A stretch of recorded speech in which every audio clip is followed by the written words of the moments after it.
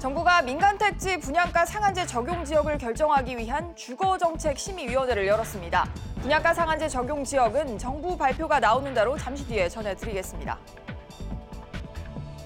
경상수지 흑자 규모가 11개월 만에 최대를 기록했습니다. 하지만 반도체 업황 악화로 인해서 지난해보다는 크게 줄었습니다. 정부가 저출산 또 고령화에 따른 두 번째 인구 대책을 내놨습니다. 교원 양성 규모를 점진적으로 조정하고 상비 병력도 8만 명가량 줄일 예정입니다. 국내 경제단체들이 국회와 정부의 주요 경제 관련 법안 처리를 촉구했습니다. 이들은 주 52시간제 보완과 또 화학물질 관련 규제 완화 등이 늦어져서 기업 경영에 걸림돌이 되고 있다고 강조했습니다. 이상 이 시각 주요 뉴스입니다.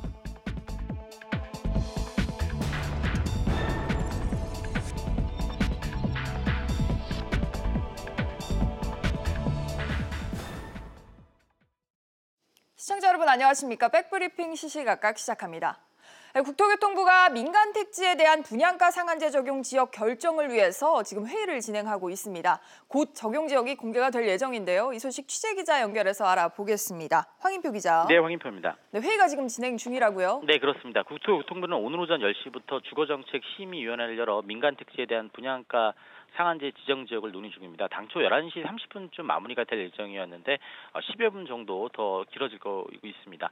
이번에 상한제 지정이 예상되는 곳은 강남과 서초, 송파, 강동 등 강남 4구와 함께 마포, 용산, 성동 지역이 유력하게 얘기되고 있습니다. 이외에 강남 이상으로 집값이 오른 종로와 영등포구도 분양가 상한제를 적용받게 될 것으로 예상되고 있습니다. 앞서 지난달 29일 주택법 시행령이 개정되면서 이 국토부는 투기과열지구 가운데 집값 상승률이 높거나 청약이 과열된 지역, 주택 거래량이 많은 곳 중에서 필요한 곳을 분양가 상한제 대상으로 지정하기로 했습니다. 국토부는 시, 군, 구가 아니라 이 동 단위로 집값 불안이 우려되는 지역을 선별해 부작용을 최소화하겠다고 밝혔습니다. 또 관리처분 계획 인가를 받고 내년 4월 말까지 분양하는 단지는 상한제 적용을 받지 않도록 유예 조항을 달았습니다. 이 밖에 오늘 열리는 주거정책심의위원회에서는 수도권과 지방의 조정 대상 지역에서 일부 지역을 제외하는 방안도 결정할 것으로 보입니다. 현재 부산 일부 지역과 경기 남양주 등이 조정 대상 지역에서 제외될 것으로 예상되고 있습니다. 자세한 결과는 잠시 뒤 브리핑을 통해 전달될 예정입니다. 지금까지 SBS CNBC 황인표입니다. 다음은 수출 수입 성적표 소식입니다. 9월 경상수지가 11개월 만에 최대 흑자를 기록했습니다. 하지만 올해 누적 흑자 폭은요 7년 만에 최소치였다고 합니다. 취재기자 연결해보죠. 손소구 기자. 네, 9월 경상수지 흑자폭 얼마로 집계됐습니까? 한국은행이 발표한 국제수지 통계에 따르면 올해 9월 경상수지는 74억 8천만 달러 흑자를 기록했습니다. 지난해 9월 93억 5천만 달러 흑자를 냈던 지난해 10월 이후 11개월 만에 가장 큰 흑자폭입니다. 수출에서 수입을 뺀 상품 수지는 74억 8천만 달러 흑자를 기록했는데 지난해 9월과 비교하면 절반 가까이 흑자폭이 줄어든 것입니다. 수출은 1년 전보다 10.3% 감소한 460억 1천만 달러를 기록해 10개월 연속 감소세를 이어갔습니다. 서비스 수지는 25억 1천만 달러 적자를 기록하며 지난해 9월보다 적자폭이 커졌는데 이 가운데 여행 수지 적자폭은 7억 8천만 달러를 기록해 1년 전보다 4억 달러 가까이 적자폭을 줄였습니다. 일본 여행 수요 감소로 일본행 출국자 수는 1년 전보다 58.1% 급감하는 모습을 보였습니다. 네, 이렇게 9월 경상수지 흑자폭이 11개월 만에 최대를 기록하긴 했는데 누적 흑자폭으로 보면 7년 만에 최소치였다고요? 네, 그렇습니다. 올해 1월부터 9월까지 누적 경상수지 흑자는 414억 6천만 달러를 기록했습니다. 이는 지난 2012년 이후 7년 만에 가장 낮은 수준이고 1년 전과 비교하면 155억 5천만 달러나 줄어든 규모입니다. 미중 무역 분쟁과 반도체 가격 하락 등으로 수출이 급감한 것이 경상수지 흑자폭 감소의 원인으로 꼽힙니다. 올해 3분기까지 상품 수지 누적 흑자는 568억 5천만 달러로 6년 만에 최저치로 떨어졌습니다. SBS CNBC 손소구입니다. 정부가 인구구조 변화에 대응하기 위한 두 번째 대책을 내놨습니다. 교육과 국방 분야 그리고 지역 활력 제고 분야, 크게 세 가지 분야에 대한 대책이 나왔다고 하는데요. 이 내용도 취재기자 연결해보죠. 정인아 기자. 네, 정부가 발표한 인구 대책 어떤 내용이 포함이 됐습니까? 네, 홍남기 경제부총리는 조금 전 경제활력 대책회의 겸 경제관계장관 회의를 열고 인구 구조에 대응하기 위한 과제 총 7가지를 발표했는데요. 우선 교육 분야로는 학력 인구 감소에 맞춰 유치원과 초등학교, 중학교의 교원 수급을 조정할 계획이라고 밝혔습니다. 다만 기존에 있던 중장기 교원 수급 계획을 지켜야 하기 때문에 일정 시점까지는 기존 계획에 따라 교사 신규 채용을 추진하겠다고 덧붙였습니다. 또 고령화에 대응하기 위해선 재직 경력을 학점으로 인정하는 등 성인 친화적 학사 제도를 확대할 방침입니다. 네, 교육 분야 이외에 다른 분야에서는 어떤 대책이 포함이 됐을까요? 네, 앞으로 2년 동안 병력을 8만 명가량 줄이겠다는 계획이 나왔습니다. 올해 말 기준으로 상비 병력은 57만 9천 명인데요. 홍 부총리는 병역 의무자가 줄어드는 만큼 2022년까지 상비 병력을 50만 명 수준으로 줄이고 전력 구조는 첨단 과학기술 중심으로 개편하겠다고 밝혔습니다. 의경과 해경 등 전환 복무 병력은 공공 일자리 창출과 연계해 단계적으로 폐지하겠다는 내용도 포함됐습니다. 이 밖에도 지역 분야의 경우 인구 감소 지역의 복지 및 보건 서비스 지원을 위해 주변 지역과의 연결 체계를 구축할 계획이라고 밝혔습니다. SBS CNBC 정인아입니다. 아예 취업 활동을 하지 않는 인구, 그러니까 비경제 활동 인구가 최근 1년 사이 15만 명이 늘어났습니다. 자영업자의 수는 2년 연속 줄고 있습니다. 또 기업 3곳 중 1곳은 영업이익을 내고도 이자를 갚지 못하는 상황으로 나타났습니다. 이 내용들도 오정인 기자와 함께 짚어보겠습니다. 오 기자, 취업을 하지 않는 사람들 얼마나 늘었습니까? 네, 통계청 자료에 따르면 지난 8월 기준 비경제활동 인구는 1,633만 명으로 집계됐습니다. 1년 전 같은 기간보다 15만 8천 명 증가했는데요. 지난 2015년 8월에 21만여 명이 늘어난 이후 4년 만에 가장 큰 폭으로 증가한 겁니다. 비경제활동 인구는 일할 능력이 없거나 능력이 있어도 일할 의사가 없는 사람들을 말합니다. 비경제활동 인구가 증가한 건 그만큼 경제활동을 하는 인구가 줄었다는 의미인데요. 경제활동에 참여하지 않는 이유에 대해 그냥 쉬었다고 답한 인구는 217만 3천 명으로 지난 2003년 관련 통계 작성 이후 가장 많았습니다. 네, 자영업자 추이도 한번 살펴보죠. 1년 사이에 자영업자 수 어떻게 달라졌습니까? 자영업자 수는 2년 연속 감소세입니다. 지난 8월 기준 자영업자는 566만 2천 명으로 1년 전보다 1만 9천 명 줄었습니다.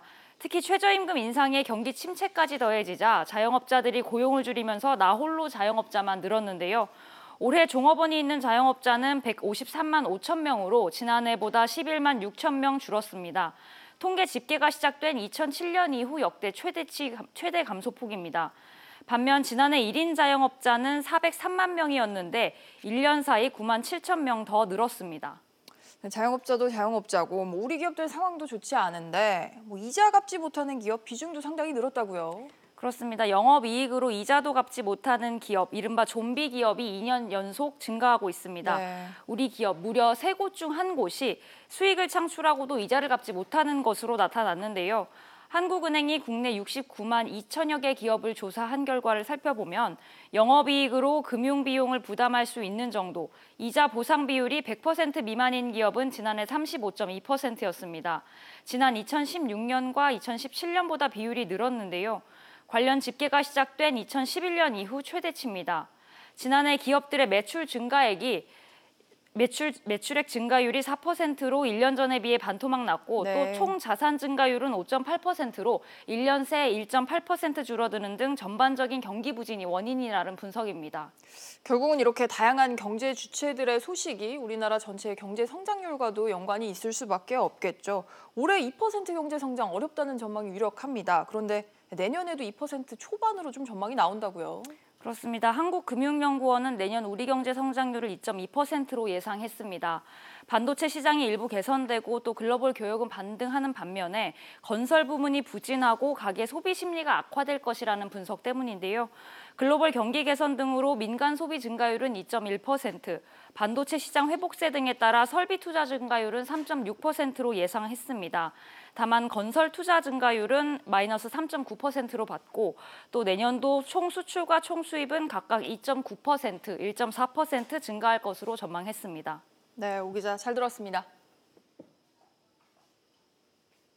한국경영자총협회 등 5개 경제단체가 근로시간 단축제 보완 등 각종 경제 관련 법 개정을 요구하고 나섰습니다. 이 내용도 취재기자 연결해보죠. 윤성훈 기자. 네, 윤성훈입니다. 네, 국내 경제단체들이 주 52시간 근무제 보완 입법 마련을 요구하고 나섰다고요. 네, 그렇습니다. 경총 등 5개 경제단체는 주 52시간제의 획일적 적용으로 집중근무가 필요한 상황에 대응하기 어렵다고 호소했습니다. 또 탄력근로제 등 근로시간 단축 보완 제도조차도 제약이 많아 제대로 활용하기 어렵다고 지적했는데요. 이 때문에 보완책 마련을 촉구했습니다. 그렇다면 대안도 내놨을 것 같은데 이들이 요구하는 근로시간 단축제도 개선안은 어떻게 될까요? 먼저 개인별로 근로시간을 선택할 수 있도록 하는 선택적 근로시간제의 정상기간 확대를 요구했습니다. 선택적 근로시간제의 적용기간은 현행 1개월인데 이를 6개월까지 늘려야 한다는 겁니다. 경제단체들은 한시적 인가연장 근로제도의 허용 범위 확대도 요구했는데요. 한시적 인가연장 근로제도는 자연재해, 재난 등이 발생했을 경우 정부 인가를 받고 추가 근무를 할 수 있도록 하는 제도입니다. 연구개발 등 일시적으로 추가 연장 근무가 필요한 경우에도 적용할 수 있도록 해달라고 요구한 겁니다. 경제단체들은 노사정 합의를 통해 마련한 탄력근로제 단위기간 6개월 확대 법안도 처리해줄 것을 촉구했습니다. 이렇게 근로시간뿐만 아니라 개인정보 관련 규제도 완화해달라 이렇게 요청을 했죠. 네, 그렇습니다. 경제단체들은 개인정보보호법, 정보통신망법, 신용정보보호법 등 데이터 3법의 개정 입법 처리를 촉구했습니다. 개인정보 보호 수준이 다른 나라와 비교해 엄격하다는 주장인데요. 이 때문에 빅데이터, 인공지능 등의 기술 발전에 제약이 발생한다는 겁니다. 경제단체들은 지난해 발의된 데이터 규제 완화 3법을 이번 정기국회에서 처리해 줄 것을 요청했습니다. SBS CNBC 윤성훈입니다. 그동안 배달앱의 배달원들은 개인사업자 신분으로 회사와 업무 위탁 계약을 맺고 일을 해왔습니다. 하지만 이들을 배달앱 회사의 근로자로 봐야 한다는 고용노동부의 첫 판단이 나왔다고 합니다. 취재기자 연결해서 들어보죠. 신윤철 기자. 네, 신윤철입니다. 네, 이거 어떻게 된 내막일까요? 네, 배달앱 요기요 배달원 5명은 지난 8월 초 고용노동부에 근로자 인정을 요구하는 진정을 제기했습니다. 이에 대해 서울고용청 북부지청이 이들이 근로자에 해당한다는 판단을 어제 내린 것입니다. 배달원들은 정해진 장소에 출퇴근할 의무가 있고 특정 지역에 파견되는 등 업무 지시를 받고 있었는데요. 고용부는 이들의 고용 종속성이 강하기 때문에 근로자로 인정한 건데 배달앱 배달원들이 근로자로 인정받은 첫 번째 사례입니다. 네, 그렇군요. 배달원들이 이렇게 근로자로 인정받았다. 이거 어떤 의미가 있을까요? 네, 근로자성이 인정되면 노동관계법 보호 대상이 되고 회사 측은 각종 수당을 지급할 의무가 생깁니다. 배달원 노동조합 라이더 유니온은 요기요의 위장 도급이 확인됐다며 플랫폼 업체 운반의 위장 도급 근저 운동에 나설 것이라고 밝혔는데요. 다만 노동부는 이번 판단이 진정을 제기한 배달원들에게만 적용된다는 입장입니다. 하지만 최근 차량 공유 서비스 업체인 타다도 운전기사들을 관리 감독했다는 정황이 나오면서 이 근로자성을 두고 논란이 커지고 있는데요. 이번에 근로자로 인정받은 첫 사례가 나오면서 최근 급증하는 플랫폼 노동자들의 근로장소 여부를 어떻게 판단할지 하나의 기준이 나왔다고 볼 수 있습니다. SBS CNBC 신윤철입니다. 황창규 KT 회장의 임기가 내년 3월이면 끝납니다. 후임 회장 공모 절차를 마치고 본격적으로 선정 작업에 들어갔다고 하는데요. 취재기자 연결해서 알아보겠습니다. 오수영 기자. 네, 오수영입니다. 네, 2주 동안의 공모가 끝났죠. 결과 어떻게 나왔습니까? 네, 지난달 23일 시작된 사회 회장 후보 공모가 어제 저녁 6시에 끝났습니다. 총 21명의 후보자가 접수했으며 외부 전문기관들에서 9명을 추천했습니다. 사회 회장 후보군이 총 30명으로 꾸려진 겁니다. 회장 후보 심사를 맡은 KT 지배구조위원회는 지난 4월부터 사내 회장 후보자군에 대한 조사를 진행해 왔는데요. 사내 후보는 7명으로 압축됐습니다. 지배구조위원회는 공정성을 지키기 위해서 후보자 명단을 공개하지는 않는다고 밝혔습니다. 네, 그렇군요. 앞으로 일정도 전해주시죠. 네, 모두 4단계를 거치게 되는데요. 우선 지배구조위원회가 외부와 사내 후보자들을 검증한 뒤 후보군을 좁혀서 회장 후보 심사위원회로 보냅니다. 회장 후보 심사위원회는 또 후보군을 압축해서 다음 달 열릴 이사회에 보고합니다. 이사회가 최종 후보군에서 1명을 확정해서 주주총회에 추천하게 되는데요. 이 1명이 누구인지는 연내에 윤곽이 드러날 전망입니다. 내년 3월에 열릴 주주총회에서 의결되면 새 KT 회장이 선임됩니다. SBS CNBC 오수영입니다. 분양가 상한제 적용 지역 발표를 위한 국토부의 브리핑이 연결이 됐습니다. 현장 바로 연결을 해보겠습니다.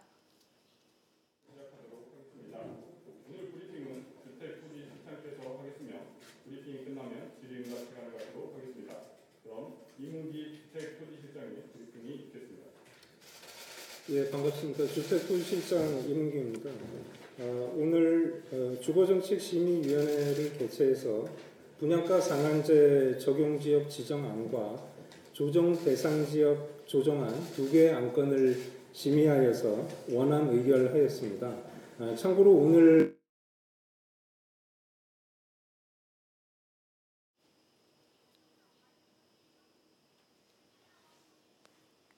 네, 연결 상황이 고르지 못한 점 양해 부탁드리겠습니다. 네, 이렇게 아래 하단에 띄워드린 대로 이렇게 동 단위로 지정이 됐고요. 저희는 다음 소식으로 먼저 이어가도록 하겠습니다.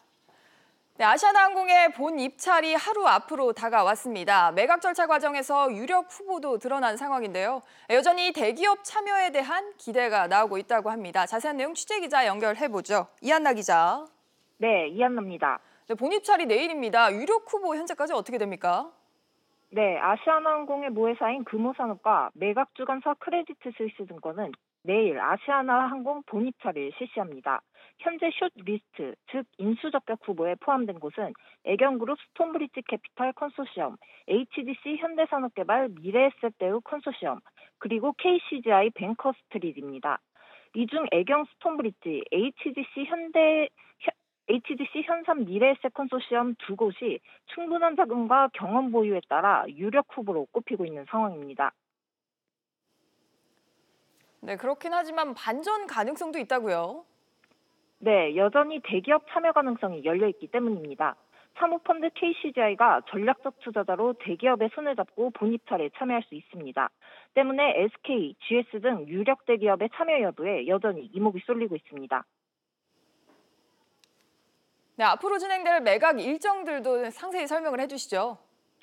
네, 금호산업은 내일 본입찰을 진행한 이후 우선 인수협상 대상자를 선정하고 주식 매매 계약 체결 등을 거쳐 가능하면 연내에 매각을 마무리한다는 방침입니다. SBS CNBC 이한나입니다. 우리나라를 방문 중인 데이비드 스틸웰 미국 국무부 동아태 차관보는 문재인 대통령과 아베 신조 일본 총리가 대화할 기회가 있었다는 건 고무적인 신호라고 말했습니다. 스틸웰 차관보는 또 미국의 인도-태평양 전략과 한국의 신남방 정책이 겹치는 부분을 확인한 문서를 도출했다면서 상호 관심사와 잠재적인 협력 분야를 파악하는 것은 중요하다라고 강조했습니다.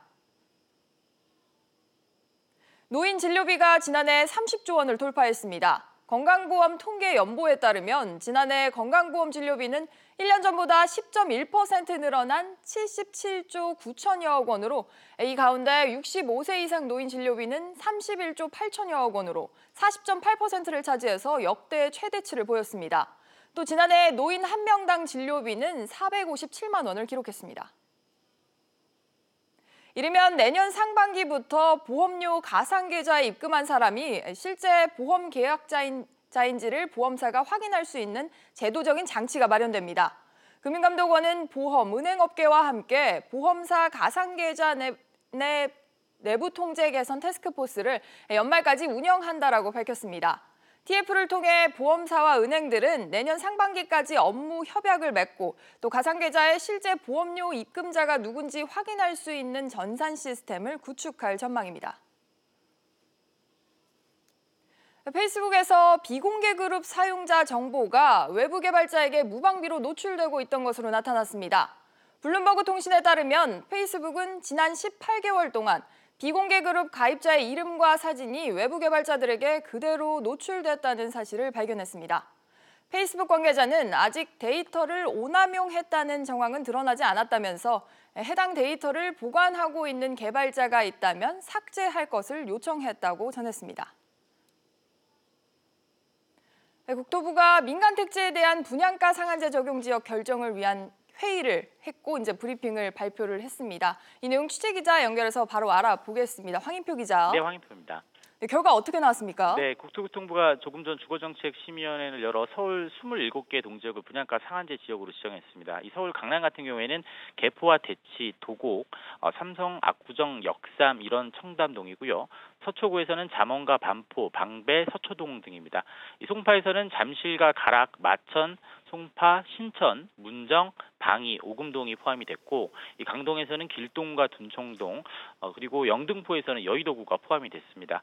이 밖에 마포에서는 아현동, 용산에서는 한남과 보강동, 이 성동구에서는 성수동 일가가 이번에 분양가 상한제 적용 지역에 해당이 됐습니다.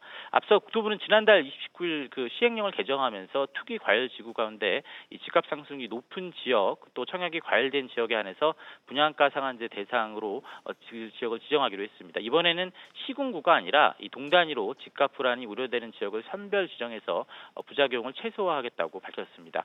주거정책심의위원회는 또 그 조정 대상 지역에서 일부 지역을 제외했는데요. 이 부산 3개 구와 이 고양과 남양주 일부 지역을 제외하는 방안도 오늘 결정했습니다. 지금까지 SBS CNBC 황인표입니다. 증시 상황입니다. 현재 국내 증시 하락세 보여주고 있습니다. 코스피가 0.04% 약보합으로 2141포인트 나타내고 있고요. 코스닥 역시 0.22% 하락세입니다. 670포인트 나타내고 있습니다. 오늘 눈에 띄는 종목들 함께 살펴보시죠. 먼저 삼성전자입니다. 삼성전자가 상승세를 타고 있습니다. 반도체 업황 회복으로 내년 실적이 대폭 개선될 것이란 기대감 속에 3거래일 연속 52주 신고가를 달성하기도 했는데요. 삼성전자 현재 0.57% 상승하며 53,000원에 거래되고 있습니다. KT 같은 경우엔 차기 회장 외부 공모가 마무리되면서 누가 구원 투수가 될지 주목되고 있는데요. 현재 0.75% 상승하고 있습니다. 다음으로 아시아나항공입니다. 본 입찰을 하루 앞두고 금호그룹주들이 모두 동반 약세를 보여주고 있는데요. 아시아나항공 역시 1.38% 빠지면서 5,710원에 거래되고 있습니다. 다음으로 일동제약입니다. 일동제약은 글로벌 제약사 일라일리의 판권을 보유하고 있는데 일라일리의 편두통 치료제가 신약 FDA 승인을 받았다는 소식에 상한가 기록했습니다. 현재 18% 오름세 보여주고 있습니다. 마지막으로 CJ E&M 현재 하락하고 있는데요. 케이블 채널 엠넷이 프로듀스 X101 문자 투표를 조작했다는 의혹으로 압수수색을 받고 담당 PD가 구속영장이 청구가 되면서 현재 17만 1,300원까지 내려왔습니다. 지금까지 증시 상황이었습니다. 경기 침체가 이어지면서 전체 자영업자 수가 지난해보다 감소하면서 2년 연속 줄었습니다. 특히 직원이 있는 자영업자는 줄고 나 홀로 사장님은 늘었는데요. 관련해서 류정훈 기자가 보도합니다. 올 8월 기준 자영업자와 무급 가족 종사자를 합한 비임금 근로자는 679만 9천 명. 지난해보다 0.9% 줄면서 2년 연속 감소세를 이어갔습니다. 도소매업에서 5만 5천 명이 줄어든 반면 숙박 및 음식점업에서 2만 명이 늘었습니다. 이런 상황에서 직원을 두지 않고 혼자 사업을 운영하는 나홀로 사장님 수는 지난해보다 9만 7천 명이 늘어났습니다. 반면 직원을 두고 사업을 하는 자영업자 수는 지난해보다 11만 6천 명이 줄었습니다. 이는 최저임금 인상과 경기 부진에 따른 인건비 부담으로 직원 없이 혼자서 가게를 운영하는 1인 숍이 늘어난 게 영향을 줬다는 분석입니다. 자영업하는 사람들이 이제 직원 한 명을 둘 형편이 안 되는 거죠. 자영업이 지금 위기 상황인 거고요. 자영업 자체가 최저임금 때문에 정부발 구조조정에 들어갔던 거죠. 한편 비경제 활동 인구는 전년 동월보다 15만 8천 명이 늘어난 1,633만 명으로 역대 최고치를 기록했습니다. 비경제 활동 인구는 주부나 학생처럼 일할 수 있는 능력은 있지만 일할 의사가 없거나 여건이 되지 않은 사람을 의미합니다. 이들 중 앞으로 1년 안에 취업이나 창업을 하고 싶어하는 사람은 20.9%로 1년 전보다 4.2%포인트 늘었습니다. SBS CNBC 류정은입니다. 분양가 상한제 뚜껑이 드디어 열렸습니다. 풍선 효과 우려는 아직 이른 감이 있다 하더라도 이미 이 제도 시행 소식에 서울 아파트값이 크게 오른 건 사실이죠. 정부의 공언대로 치솟고 있는 집값을 잡을지 아니면 공급 부족으로 역효과가 날지는 우리 모두가 지켜봐야 할 것 같습니다. 뉴스 마칩니다. 고맙습니다.